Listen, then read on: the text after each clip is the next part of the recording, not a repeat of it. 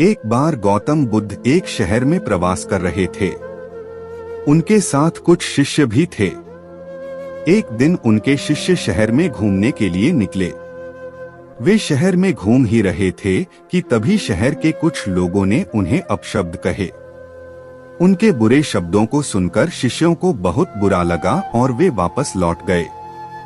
बुद्ध ने देखा कि शहर से लौटकर आए उनके सभी शिष्य बहुत क्रोध में दिखाई दे रहे हैं। उन्होंने शिष्यों से पूछा, क्या बात है, आप इतने तनाव में क्यों हैं?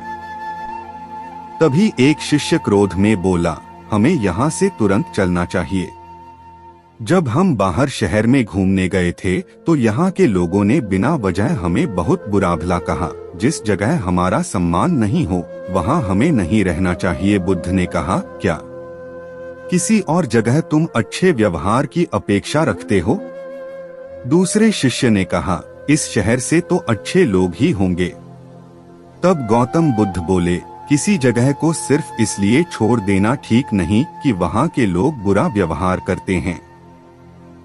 हमें तो कुछ ऐसा करना चाहिए कि जिस स्थान पर भी जाएं, उस स्थान को तब तक नहीं छोड़े जब तक अपनी अच्छाइयों से वहाँ के लोगों को सुधार न दें।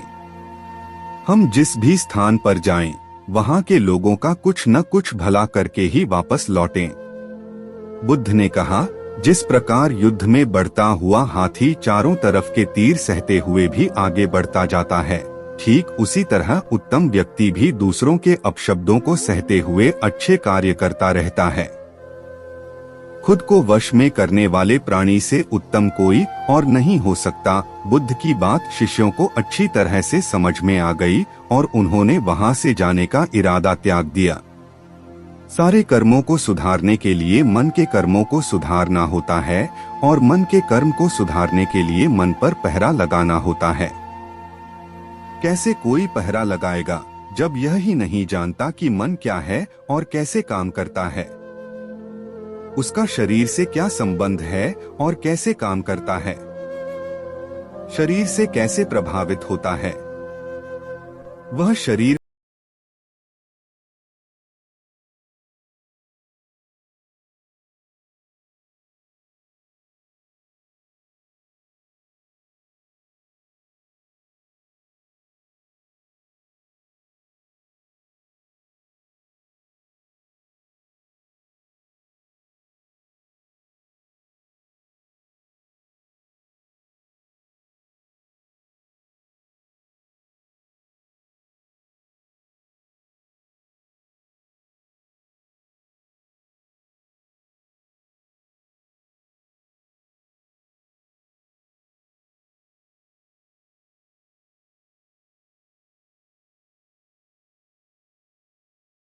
जिम्मेदारी है और सुधारने का यह तरीका है।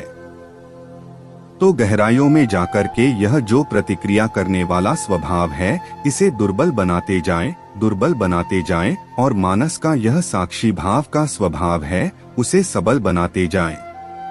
पत्थर की लकीर जैसे संस्कार बनने न पाए। हम दिन भर न जाने कितने संस्कार बनाते हैं। प्रतिक्षण कोई न कोई संस्कार बनते ही रहता है, भीतर प्रतिक्रिया होती ही रहती है। रात को सोने से पहले जरा चिंतन करके देखें, आज हमने कितने संस्कार बनाए। याद करके देखेंगे तो एक या दो जिनका मन पर बहुत गहरा प्रभाव पड़ा वही उभर कर आएंगे। अरे, आज तो मैंने यह या वह बड़ा गहरा कर्म संस्कार बना लिया। महीने के आखिर में चिंतन करके देखेंगे, इस महीने भर में गहरे गहरे कितने संस्कार बनाए। तो जितने गहरे संस्कार बनाए उनमें से एक या दो जो सबसे गहरे हैं वही उभर कर आएंगे। इस जीवन का अंतिम क्षण अगले जीवन के प्रथम क्षण का जनक है। जैसा बाप वैसा बेटा, वही गुणधर्म स्वभाव लेकर के जन्मेगा। अगले जन्म का पहला क्षण इस जन्म के अंतिम क्षण की संतान है, वैसा ही होगा। तो अंतिम क्षण कैसा हो? विपश्यना करते करते ये जो विपश्यना के संस्कार हैं, सजग रहने के संस्कार हैं, ये भी तो अपना बल रखते हैं। ये जागेंगे और मृत्यु के क्षण बहुत पीड़ा की अनुभूति हो रही है, तो यह विपश्यना का संस्कार जिसने विज्ञान को बड़ा बलवान बनाया वह समता से देख रहा है, तो यह अंतिम क्षण बड़ा अच्छा क्षण हुआ। अंतिम क्षण हुआ तो अगला क्षण अपने आप अच्छा होगा। लोक सुधर जाएगा तो परलोक अपने आप सुधर जाएगा। तो विपश्यी साधक मरने की कला सीखता है।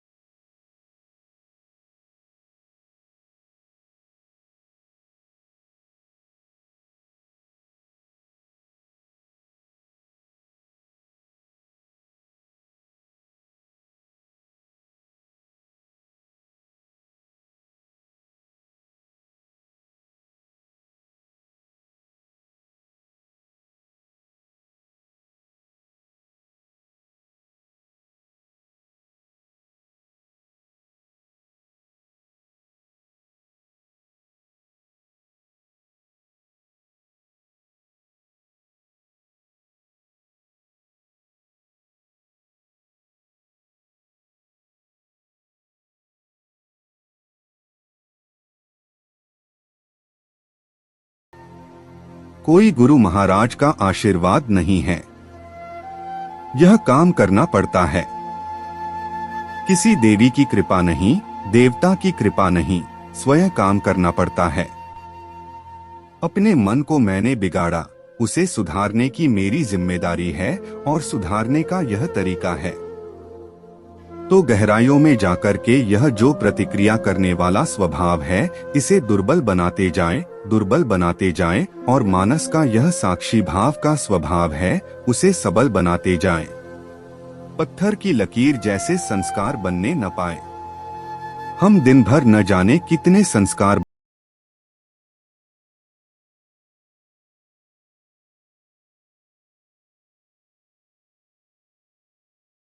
रात को सोने से पहले जरा चिंतन करके देखें, आज हमने कितने संस्कार बनाए। याद करके देखेंगे तो एक या दो जिनका मन पर बहुत गहरा प्रभाव पड़ा वही उभर कर आएंगे। अरे आज तो मैंने यह या वह बड़ा गहरा कर्म संस्कार बना लिया। महीने के आखिर में चिंतन करके देखेंगे, इस महीने भर में गहरे गहरे कितने संस्कार बनाए। तो जितने गहरे संस्कार बनाए उनमें से एक या दो जो सबसे गहरे हैं वही उभर कर आएंगे। इस जीवन का अंतिम क्षण अगले जीवन के प्रथम क्षण का जनक है। जैसा बाप वैसा बेटा, वही गुणधर्म स्वभाव लेकर के जन्मेगा। अगले जन्म का पहला क्षण इस जन्म के अंतिम क्षण की संतान है, वैसा ही होगा। तो अंतिम क्षण कैसा हो? विपश्यना करते करते ये जो विपश्यना के संस्कार हैं, सजग रहने के संस्कार हैं, ये भी तो अपना बल रखते हैं। ये जागेंगे और मृत्यु के क्षण बहुत पीड़ा की अनुभूति हो रही है, तो यह विपश्यना का संस्कार जिसने विज्ञान को बड़ा बलवान बनाया वह समता से देख रहा है, तो यह अंतिम क्षण बड़ा अच्छा क्षण हुआ। अंतिम क्षण हुआ तो अगला क्षण अपने आप अच्छा होगा। लोक सुधर जाएगा तो परलोक अपने आप सुधर जाएगा। तो विपश्यी साधक मरने की कला सीखता है। मरने की कला वही सीखेगा जिसने जीने की कला सीखी। जिसे जीना ही नहीं आया, अरे उसे मरना क्या आएगा। मन की चंचलता सर्व विदित है। अध्यात्म सागर पर भी कई बार लोग प्रश्न करते हैं कि मन को कैसे वश में किया जाए, क्या करें कि मन हमारे काबू में रहे। तो आइए जानते हैं कि मन को अपने काबू में कैसे रखा जा सकता है। सबसे पहला काम जो आपको करना है वो है अपने मन को समझना, खुद को मन से अलग करना। जब तक आप आत्मा और मन, भावना और इच्छा में भेद नहीं कर लेते, आप अपने मन को काबू में नहीं कर सकते।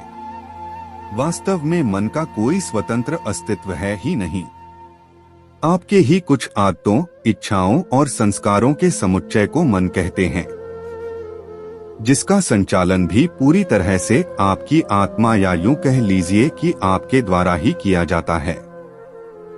अगर हम मन शब्द को तोड़े तो यह 2 अक्षरों में टूटता है, म प्लस न इज इक्वल टू मन। म अर्थात मैं, न अर्थात नहीं। कुल मिलाकर मन मतलब मैं नहीं।